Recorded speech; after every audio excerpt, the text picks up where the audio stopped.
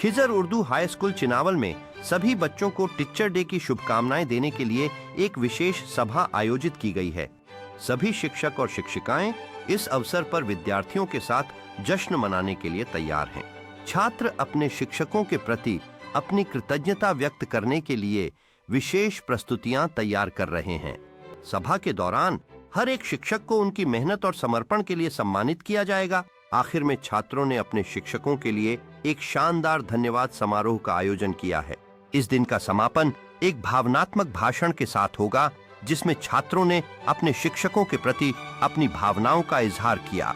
समारोह के अंत में सभी उपस्थित लोग एक साथ मिलकर खुशियों और एकता का जश्न मनाएंगे। इस खास दिन की यादें सभी के दिलों में हमेशा ताजा रहेंगी, जो एक नई प्रेरणा का स्रोत बनेंगी। इस दिन की भावना से प्रेरित होकर छात्र अपने भविष्य में शिक्षकों की तरह बनने का संकल्प लेंगे। इस प्रकार खिजर उर्दू हाई स्कूल चिनावल में टीचर डे ने सभी के दिलों में ज्ञान और कृतज्ञता की अलख जगाई है।